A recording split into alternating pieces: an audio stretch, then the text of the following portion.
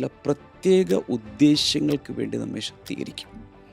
അഭിഷേകത്തിൻ്റെ ഒരു പേർപ്പസ് ലക്ഷ്യം എന്ന് പറയുന്നത് ഓരോ വ്യക്തിയെയും വിവിധ പ്രവർത്തികൾ ചെയ്യാൻ, ശുശ്രൂഷകൾ ചെയ്യാൻ, ജോലി ചെയ്യാൻ, ടാസ്കുകൾ ചെയ്യാൻ ശക്തീകരിക്കുക എന്നുള്ളതാണ്. അതാണ് അഭിഷേകത്തിൻ്റെ ഒരു ലക്ഷ്യം.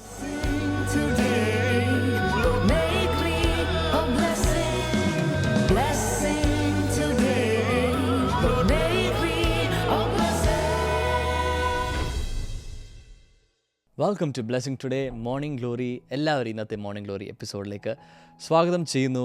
ഇന്ന് നമ്മൾ കർത്താവിൻ്റെ വചനത്തിൽ നിന്ന് കേൾക്കാൻ പോകുന്നു. അതിൻ്റെ ചില റെവലേഷൻസ് നമ്മൾ കേൾക്കാൻ പോകുന്നു.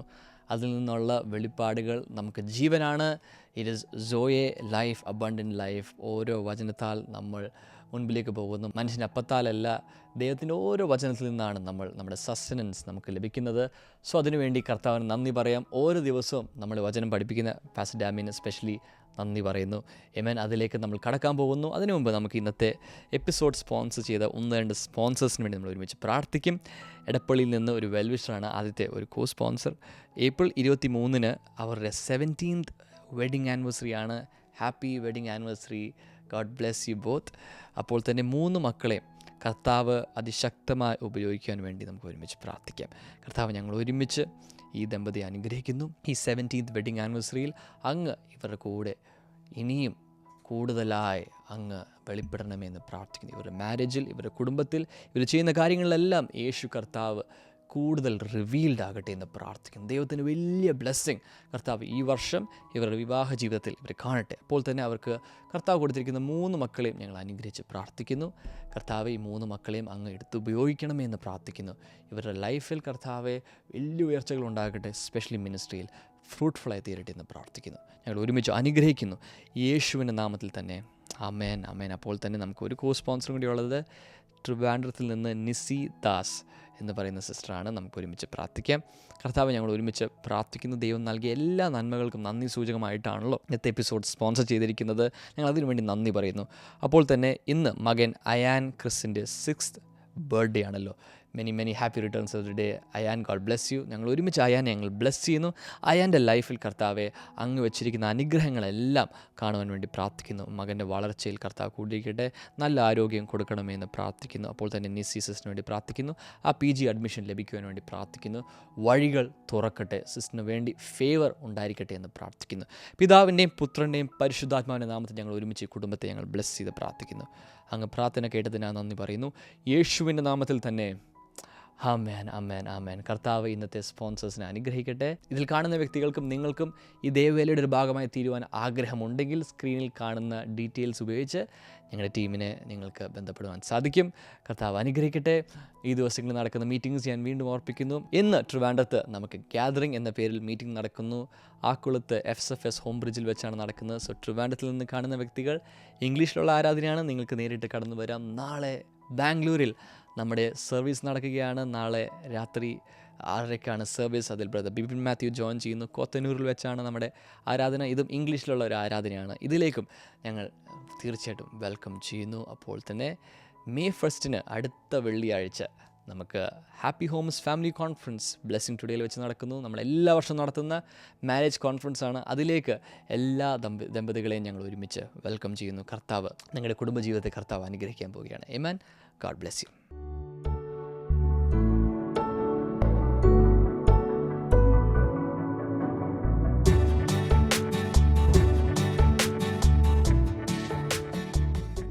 Welcome back.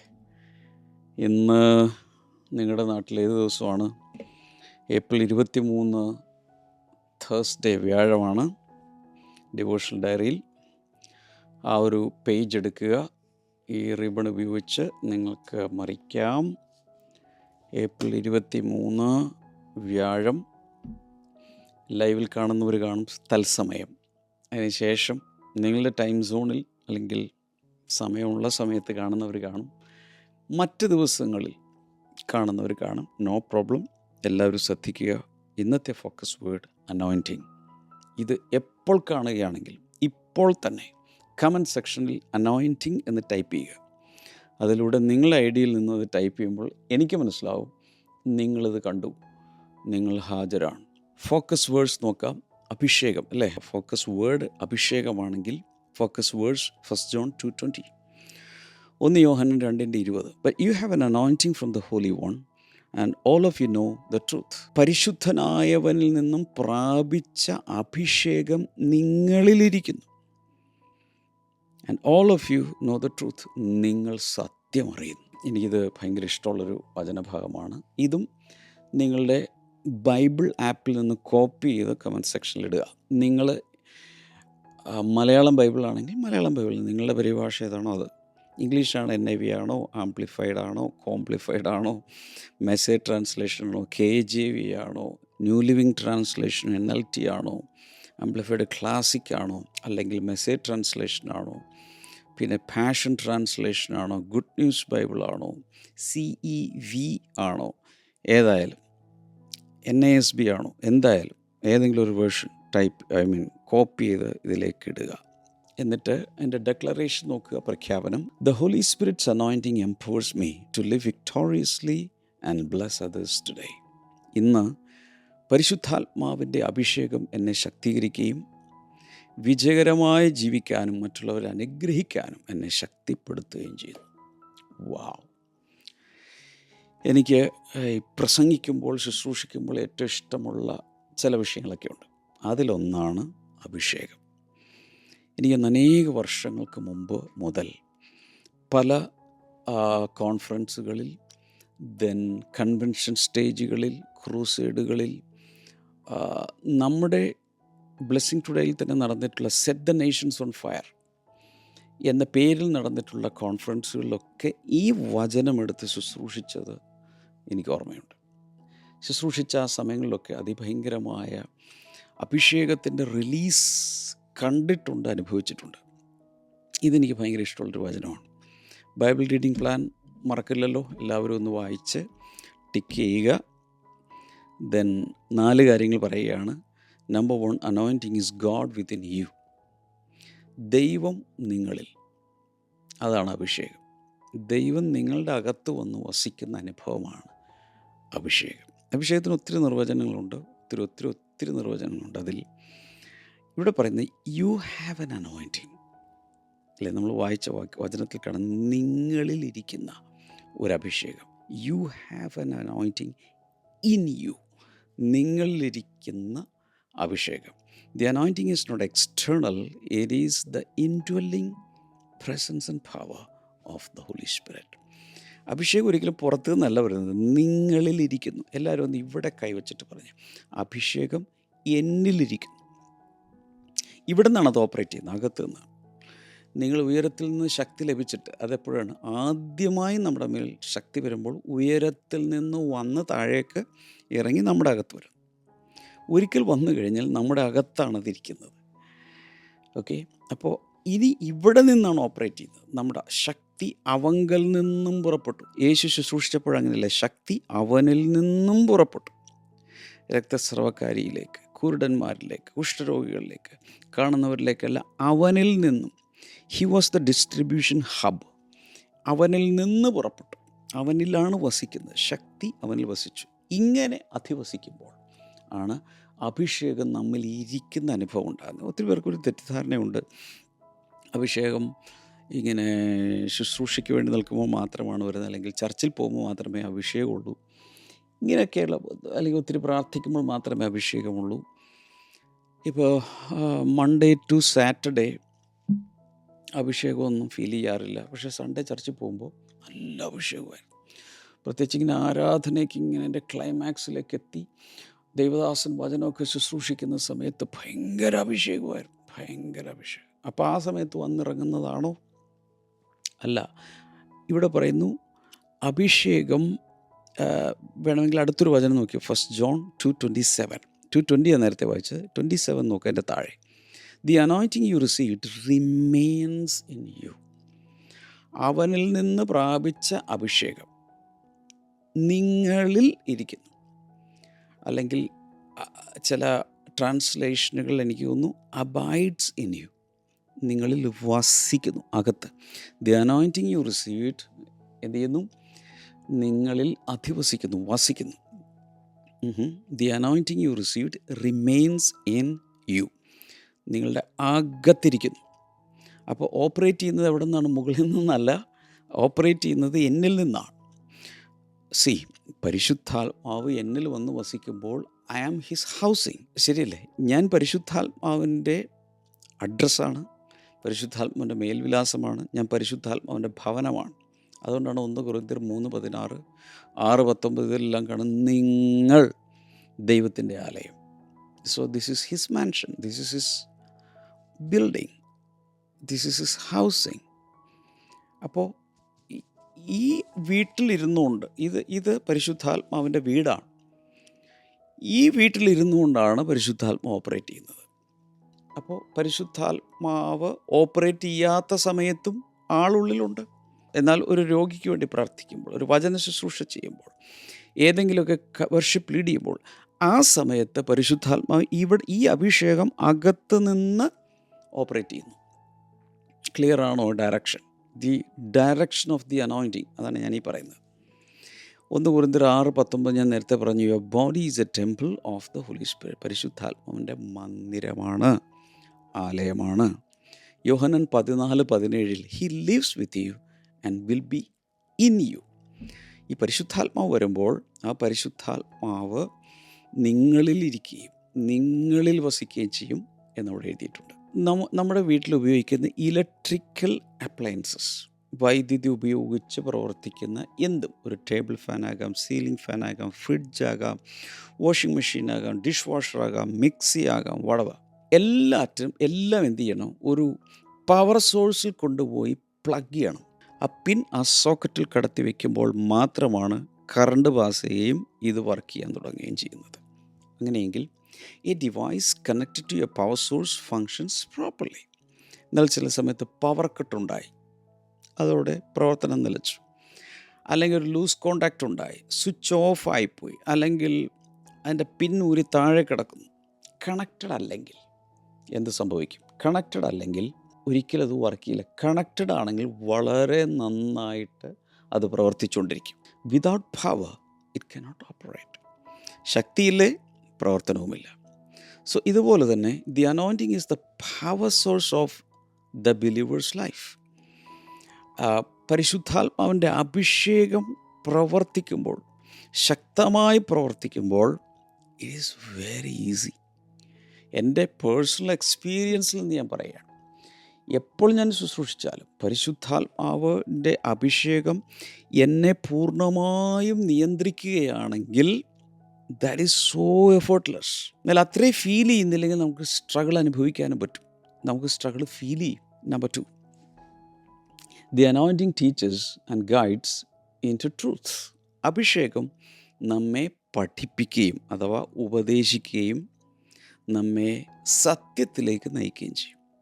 അഭിഷേകം വെറുതെ ചുമ്മാ അവിടെ ഇരിക്കുകയല്ല, നമ്മെ ഈ കണ്ടെയ്നർ അല്ലെങ്കിൽ ഈ ടെൻറ്റ് അല്ലെങ്കിൽ ഈ ഹൗസ് അല്ലെങ്കിൽ ഈ ടെമ്പിൾ, നമ്മെ അഭിഷേകം പഠിപ്പിക്കും.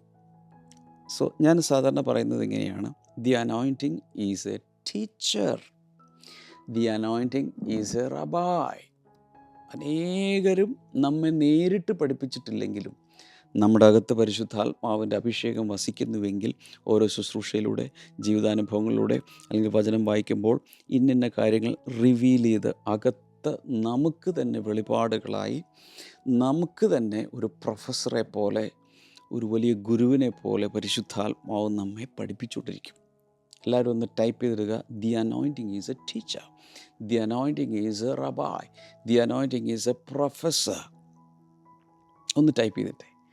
ഒരു ഗുണമുള്ളത്, ഈ പ്രൊഫസേഴ്സിനൊക്കെ ഇപ്പോൾ ഫിസിക്സിൽ പഠിപ്പിക്കുന്ന ഒരാളാണെങ്കിൽ, കെമിസ്ട്രിയുടെ പ്രൊഫസറാണെങ്കിൽ, ഇംഗ്ലീഷ് പ്രൊഫസറാണെങ്കിൽ, ഫ്രഞ്ച് ലാംഗ്വേജിൻ്റെ പ്രൊഫസറാണെങ്കിൽ അതിലാണ് സ്പെഷ്യലൈസ് ചെയ്യുന്നത്.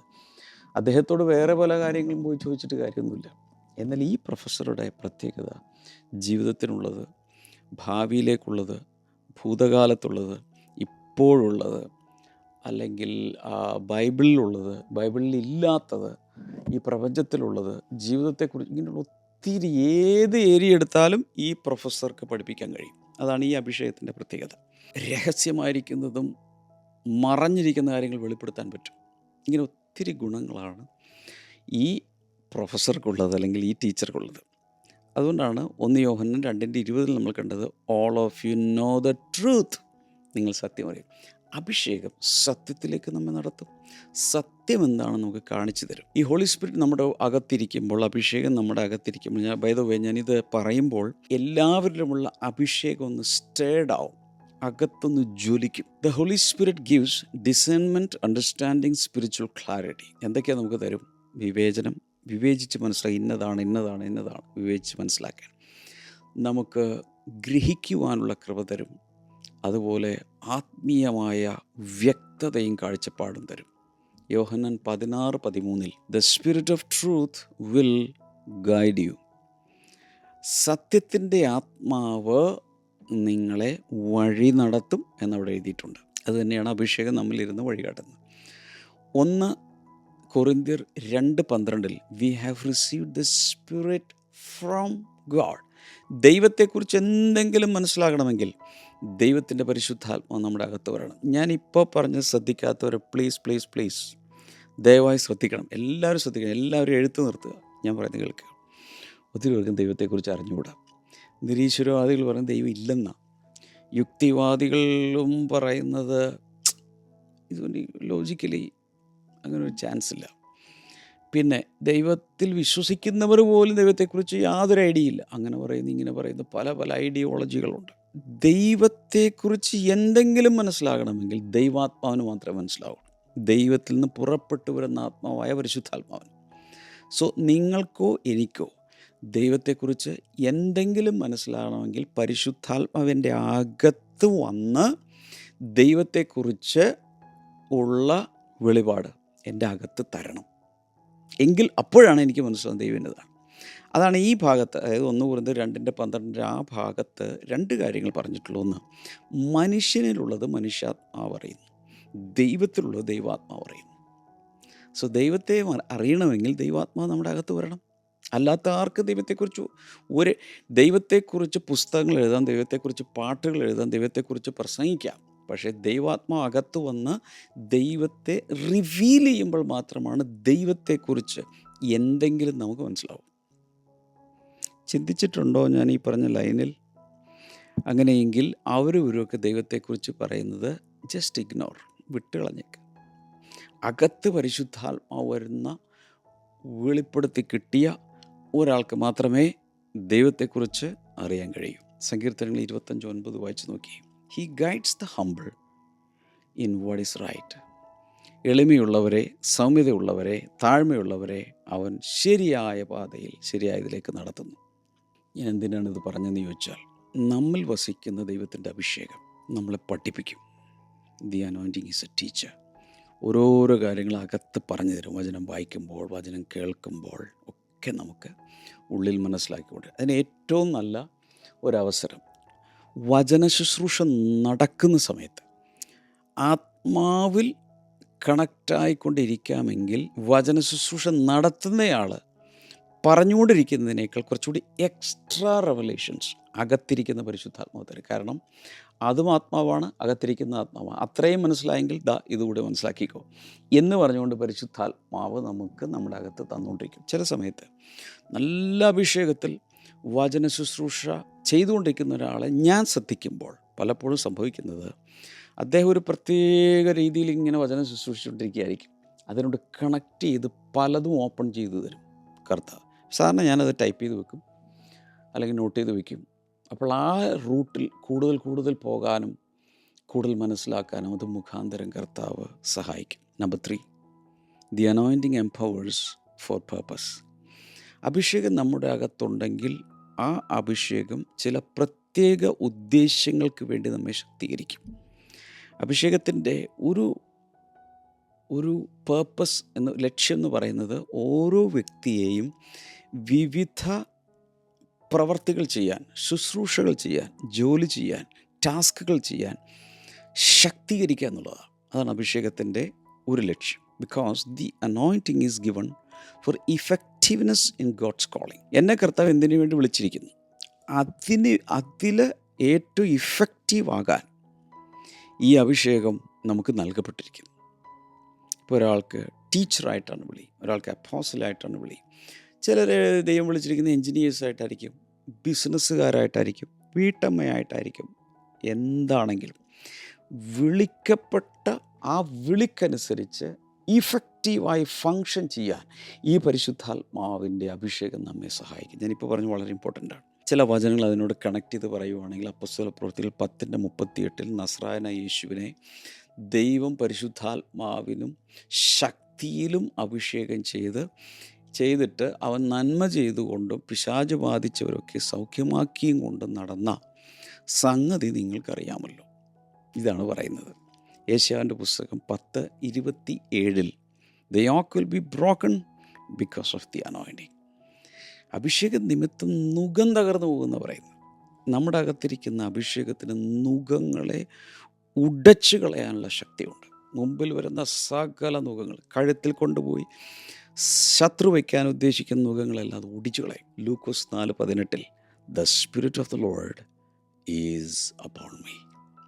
അവൻ്റെ ആത്മാവ് എൻ്റെ മേൽ ഉണ്ട്. എല്ലാവരും ഒന്ന് പറഞ്ഞേ, ദൈവത്തിൻ്റെ ആത്മാവ് എൻ്റെ മേലുണ്ട്. കമൻറ്റ് സെക്ഷനിൽ എല്ലാവരും ടൈപ്പ് ചെയ്യുക, വളരെ ബിസി ആയിട്ട്. എന്താണ്? ദൈവത്തിൻ്റെ അഭിഷേകം എൻ്റെ മേലുണ്ട്, ദൈവത്തിൻ്റെ ആത്മാവ് എൻ്റെ മേലുണ്ട്. എല്ലാവരും ഒന്ന് പറഞ്ഞേ.